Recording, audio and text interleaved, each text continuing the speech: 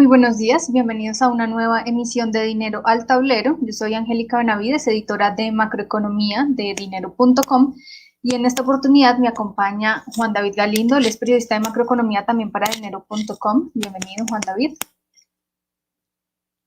Y nos acompaña también en esta oportunidad Javier Mejía, él es economista de la Universidad de Antioquia y tiene un doctorado en economía de la Universidad de los Andes. Actualmente es profesor asociado de la Universidad de Nueva York en Abu Dhabi. Bienvenido, Javier, también. Buenos días, encantado de estar con ustedes. Bueno, el tema que nos reúne hoy, digamos, es precisamente lo que está pasando con la crisis económica y lo que está pasando en los mercados, un poco visto a la luz de la historia económica del mundo. Javier, ¿usted qué nos puede decir de lo que ha pasado estos días en el mercado y a lo mejor visto un poco comparado con la historia de lo que podría venir hacia adelante? ¿Qué podemos esperar? Eh, pues a ver, esta crisis ha sido excepcional de, digamos, muchas maneras. Parte de ella tiene que ver con el origen, ¿no? Que fue un origen epidemiológico, pero incluso comparada con otras crisis con orígenes similares, esta ha sido pues, muchísimo más profunda y prolongada. Entonces eso es algo excepcional. Sin embargo, carece aún de quizá el elemento más común de prácticamente todas las grandes crisis de la historia del capitalismo, que es como unos procesos largos de desencadenamiento, de reducciones de la demanda agregada interna. Entonces, eso es algo que aún no hemos visto. Digamos, los efectos de la crisis han sido básicamente los efectos inmediatos de el choque epidemiológico y las reacciones a ellos, pero digamos todavía parece que estamos esperando estos efectos como keynesianos eh, que suelen de nuevo caracterizar todas las crisis del pasado. ¿Cómo le podemos explicar a la gente que si bien los efectos de la crisis se han transmitido en cifras y en indicadores como tal vez desempleo, precios de los commodities, vemos por ejemplo que las bolsas, en especial la de Estados Unidos, ha alcanzado máximos en varios de esos indicadores en medio de la crisis, porque hay como que esa dualidad de que afectan los indicadores, pero vemos que como que lo bursátil sí está mostrando buenos resultados. Sí, digamos, eso es tremendamente paradójico en principio, si uno entiende, digamos, que el valor eh, digamos, de los activos de las empresas debería representar como los fundamentales que están basados como en el dinamismo de la economía. Sin embargo, digamos, hay elementos que, digamos, pueden explicar eso de forma más o menos razonable y tienen que ver con las políticas monetarias que han tomado buena parte de los bancos centrales del mundo, fundamentalmente la Fed, que han sido de generar liquidez a unas escalas pues, sin precedentes. Eso, digamos, en términos prácticos, lo que quiere decir es que lo que han hecho es reducir el precio del capital a mínimos históricos. Eso, digamos, está soportado en procesos un poco de más largo plazo, de, digamos, tendencias largas de acumulación de capital y de aumento en las tasas de ahorro y demás.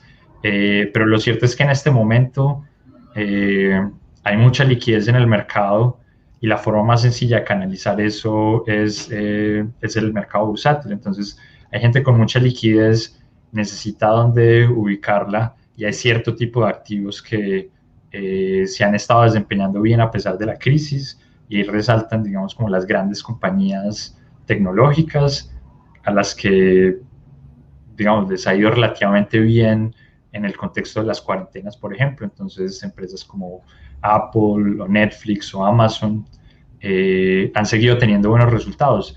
Y a ese tipo de activos es que se ha ido canalizando la mayor parte de, digamos, como de estos excedentes de liquidez. Bueno, primero le recordamos a nuestros seguidores que pueden hacer sus preguntas, formularlas por redes sociales o por el chat de YouTube, y aquí las estaremos leyendo y resolviendo con el profesor. Javier, si bien los mercados tienen ese exceso de liquidez, digamos, y son más bien, se muestran optimistas, lo que vemos es que una encuesta del Foro Económico Mundial lo que dice es que el 80% de los economistas piensan más bien que la crisis va a tener un doble fondo, que es lo que se ha venido hablando un montón también de un comportamiento en W de la economía. Lo primero que quisiera preguntarle es si usted está de acuerdo con este 80% y lo segundo es qué señales nos puede dar eso del comportamiento que vamos a tener en los próximos meses de las economías en el mundo. Sí, pues yo estoy completamente de acuerdo con eso. De hecho, yo llevo meses sugiriendo que ese es un escenario bastante viable. Creo que antes de que fuéramos 80%. Y digamos, hay como dos razones. La más inmediata y evidente es como la probabilidad de un rebrote del virus. Yo creo que todos podríamos imaginarnos que eso podría generar digamos, una segunda caída en la actividad económica. Sin embargo, creo yo que es más interesante y que se habla mucho menos de ello, es algo que, digamos, mencioné al comienzo, y es que esta crisis básicamente lo que ha reflejado ha sido las consecuencias del primer choque, ¿no? Entonces, esta crisis ha sido básicamente como una serie de choques anidados de corte como inmediato. Entonces, hubo primero digamos, el choque epidemiológico estrictamente hablando, entonces con eso se muere gente, se enferma gente, eso obviamente afecta a la actividad económica. Inmediatamente a eso se le siguió un choque, digamos, de política, que fueron las cuarentenas. Entonces, básicamente lo que hicieron los gobiernos fue detener la sociedad por meses, y eso, por tanto, entonces, digamos, detiene el aparato productivo y reduce la actividad económica. Y hubo otro choque inmediato generado por estos dos, que fue el choque externo, y es básicamente incluso lugares donde no hubo cuarentena, por ejemplo en Suecia, puesto que el resto de la economía estaba parada, pues a través de canales de comercio exterior y de transferencia de capitales digamos, los mercados externos, se transfirió el choque a las economías locales. Entonces, la recuperación que hemos estado viendo es básicamente la recuperación de ese choque, ¿sí? De esos tres, digamos, choques como inmediatos. El punto es que lo que no hemos observado es lo que caracteriza, de hecho, todas las grandes crisis de la historia de la humanidad, y son estos procesos que les describía de espirales de reducción en la demanda agregada y en los precios de los activos. Entonces, digamos, la pregunta ahí es eso, ¿por qué no ha pasado? Yo creo que, por un lado, ciertamente, digamos, las políticas contracíclicas que se tomaron muy rápidamente jugaron un rol importante. Entonces, esta expansión de la liquidez de los bancos centrales fue importante. También las políticas de subsidios de los gobiernos en todo el mundo, digamos, que amortiguaron la reducción de ingresos, pero también es simplemente producto de la inercia que tienen estas decisiones. Entonces, uno no va a esperar que la demanda agregada se reduzca inmediatamente, porque es que a la persona, por ejemplo, que echan durante la cuarentena o la que se le quiebra el negocio, no reduce inmediatamente su consumo, porque hay hábitos construidos, porque hay acuerdos contractuales, porque hay, digamos, limitaciones de orden social. La gente empieza a vivir de los ahorros unas semanas, meses, solo cuando se empiezan a acabar, empiezan a reducir su consumo, ahí es donde empieza a golpearse la actividad, la demanda interna, y solo luego de que esas reducciones de consumo y, digamos, de inversión de otros actores no empiezan a funcionar, la gente empieza a liquidar activos. Entonces, de nuevo, la gente no sale a vender la casa inmediatamente, solo después de que saca a los niños de colegios caros por colegios más baratos, a que luego de que cambia, empieza a usar marcas más baratas, decide salir a vender la casa. E inmediatamente que saca a vender la casa, no la saca de remate, digamos, la saca esperando que le paguen lo que siente que vale por ella. Solo luego de meses empieza a reducir, digamos, el precio de la casa. Y esa es justamente la espiral, digamos, que no hemos visto.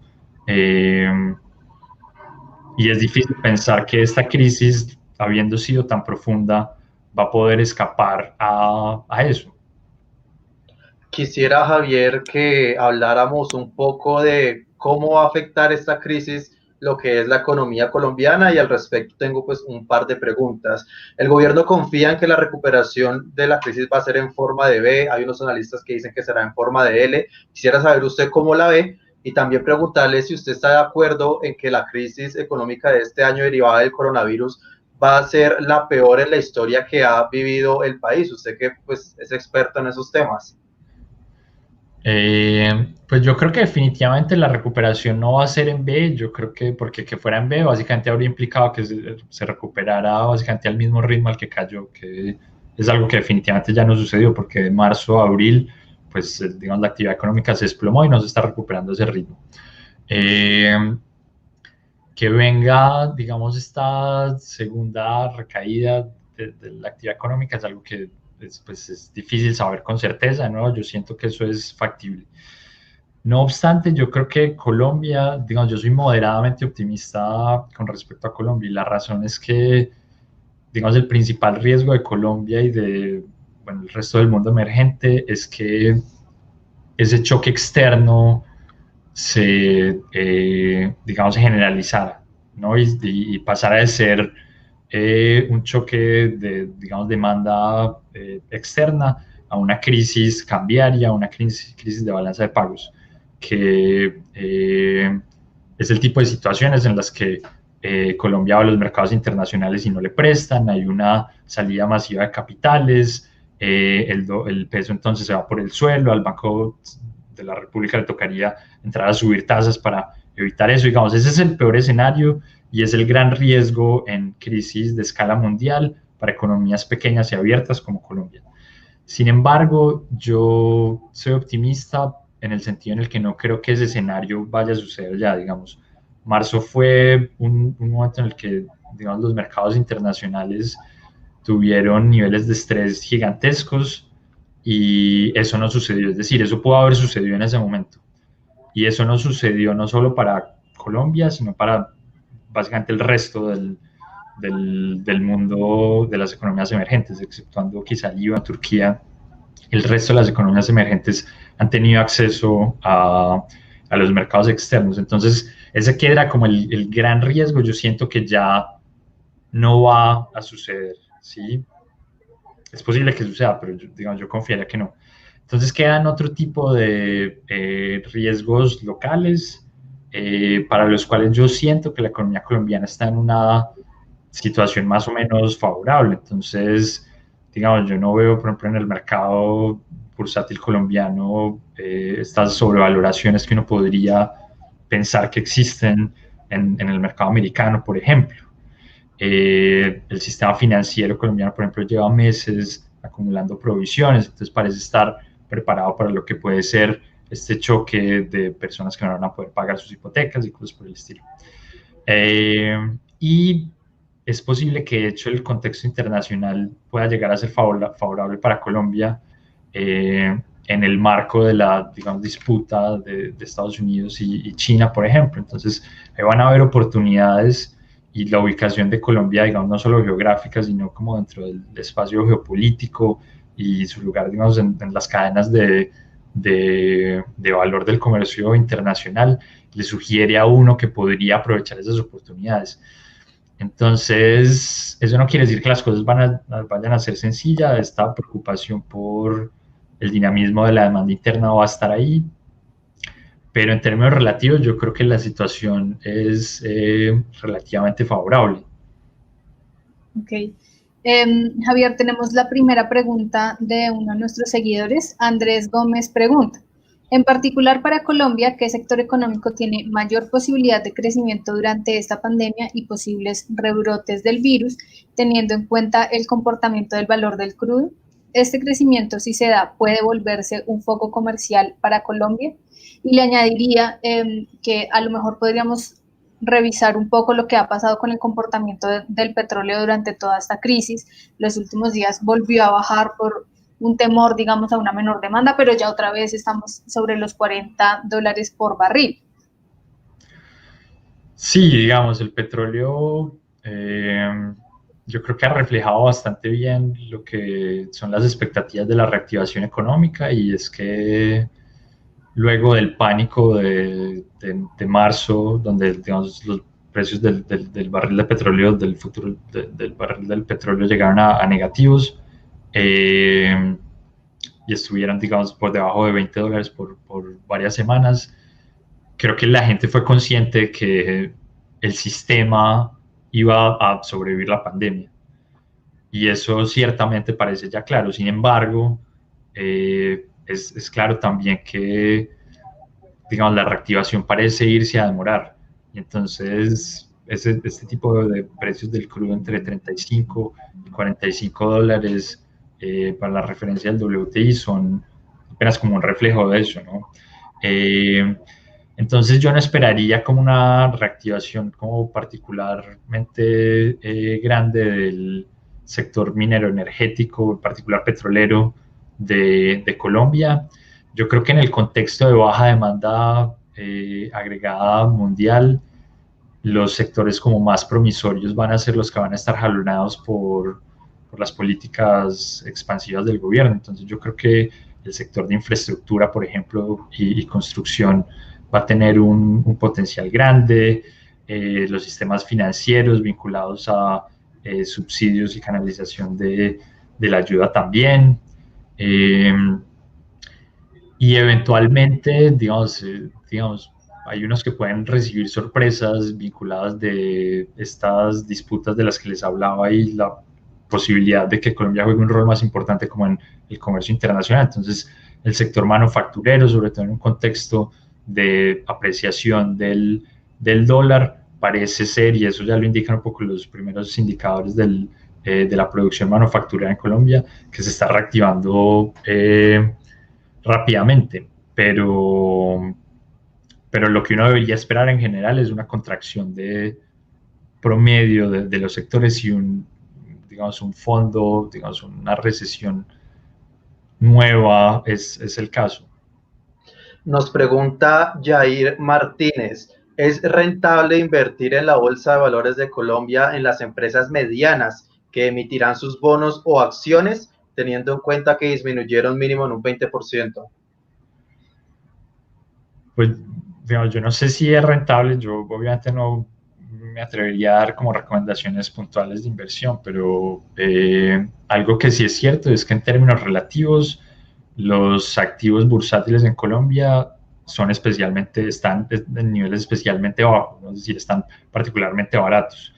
Y eso no solo es producto, digamos, de que no se han recuperado lo suficiente después de las caídas de marzo, sino que llevan 5, 4 años creciendo a ritmos muchísimo menores de los de el resto del mundo y fundamentalmente de los de Estados Unidos.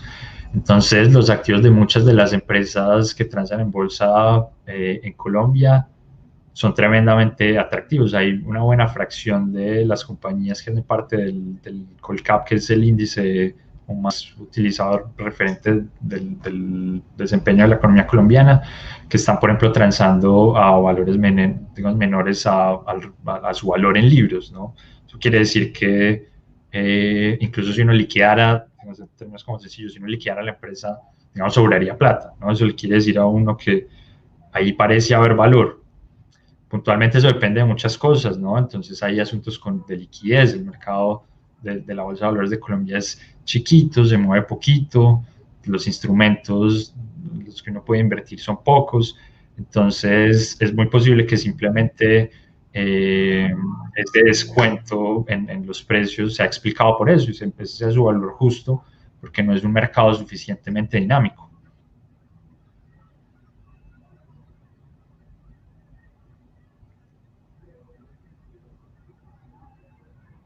No, no estoy oyendo, perdón. Lo siento, un problema técnico acá. Carlos Fajardo tiene la siguiente pregunta. Él dice, ¿refugiarse en el mercado interno podría ser una buena alternativa para Colombia?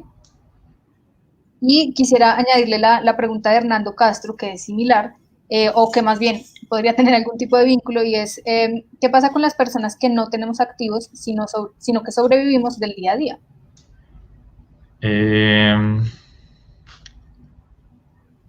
Pues es una situación difícil, digamos, es decir, es difícil saber si la demanda interna se va a continuar recuperando, de hecho va a entrar en este, digamos, segundo proceso como de caída. Entonces, digamos, hay razones como para ser escéptico de que una salida completamente interna sea, digamos, viable o ideal, ¿sí? Sin embargo, en un contexto en el que, digamos, la economía mundial está en una recesión profunda, pues no parecen haber muchas alternativas. Después de todo, digamos, el mercado interno colombiano se había mostrado robusto en los últimos años. Entonces, algo de esa inercia debería persistir. Yo creo que lo óptimo sería tratar de aprovechar cuantas oportunidades existan y, digamos, vengan a aparecer en el futuro, ¿no? El contexto internacional yo creo que ofrece algunas oportunidades para aprovechar eventos puntuales y oportunidades en el mercado internacional, pero definitivamente la economía no se va a recuperar si la demanda interna no se recupera. Entonces es parte de lo que debe ser la labor de la política del gobierno, debe ser tratar de dinamizarla tanto como se pueda. Otra pregunta que nos llega a través de las redes sociales, uno de nuestros seguidores nos dice, el coletazo fuerte en la economía, más o menos para cuándo lo vamos a recibir. Y quisiera ahí preguntarle también, al principio hablaba más o menos que se espera que la crisis cause como un desempeño en W con 2 picos a la baja de lo que sería la actividad económica. El primero se podría decir que se vivió tal vez en abril, mayo, y ese segundo, ¿hay una estimación tal vez de cuándo lo podríamos volver a ver o eso dependerá de si hay nuevos rebrotes del coronavirus o cómo lo ven ustedes? Sí, eso depende, eso es difícil de predecir, mucho va a tener que depender con qué tan rápido y fuerte, digamos, es esta recuperación, porque perfectamente lo que puede pasar es que simplemente la recuperación se interrumpa y estemos en, digamos, un llano largo, ¿no? Yo creo que, digamos, yo tengo una preocupación con respecto como a este segundo fondo y es que no suceda en el momento apropiado, digamos, uno también esperaría que fuera saludable que sucediera pronto. Una preocupación que podría existir es que buena parte de las políticas que se están implementando, lo que están haciendo es simplemente prolongar este proceso.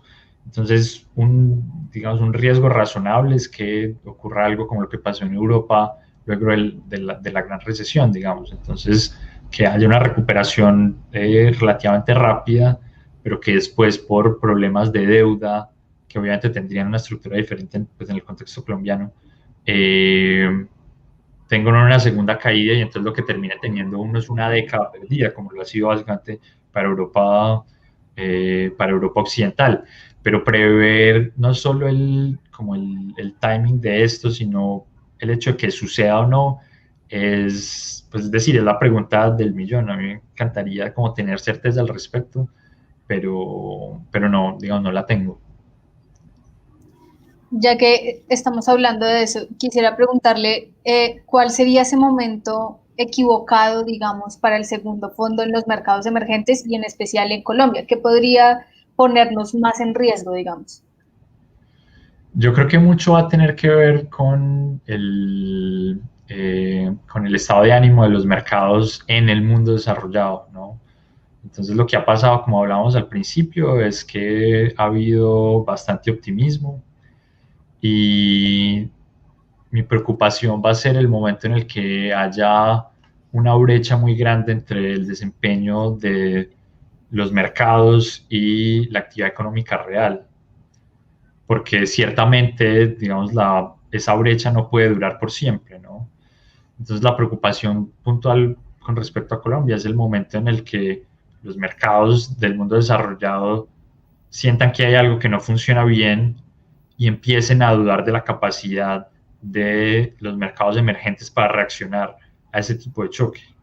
Entonces, cada vez que yo veo correcciones profundas de, digamos, el Nasdaq 100 o, digamos, el Standard Poor's, digamos, cualquier como referente del mercado internacional, como el que pasó la semana pasada, yo me preocupo un poco, digamos, porque no, eso perfectamente puede ser una corrección profunda que genere pánico y que se disperse y logre tocar a los mercados emergentes, o puede ser una corrección lenta que lo que haga es más bien hacer que los mercados en el mundo desarrollado observen oportunidades como las que hablábamos que parecen haber en el mercado colombiano y empiecen a dirigirse los capitales hacia este tipo de sitios, cuyo escenario de hecho sería bueno para la economía colombiana. Entonces, pero yo creo que fundamentalmente las preocupaciones tienen que ver como con eso, ¿no? Como cómo se comporta el mercado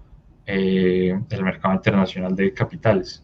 No, nos pregunta Alejandro Hernández, ¿qué políticas macroeconómicas debería tener el gobierno para la reactivación y cómo afectaría esto el empleo? Y de paso, pues le pregunto también, ¿esa reactivación requiere sí o sí tal vez reformas estructurales en distintos ámbitos que cambien como ese desempeño económico que tiene el país? Pues a ver, yo creo que las recetas para la reactivación están, digamos, bastante bien definidas, digamos. Entonces, lo ideal sería una ampliación sistemática del gasto público, subsidios a hogares que se ven afectados por el desempleo y la crisis en general. Pero entonces yo creo que el asunto no es exactamente la receta, sino qué tanta capacidad y margen tiene aún el gobierno colombiano para ejecutar este tipo de cosas. Yo personalmente creo que no es mucho más lo que se puede hacer, más allá de prolongar por unos meses y quizá un par de años estas medidas, pero las limitaciones del gobierno son reales.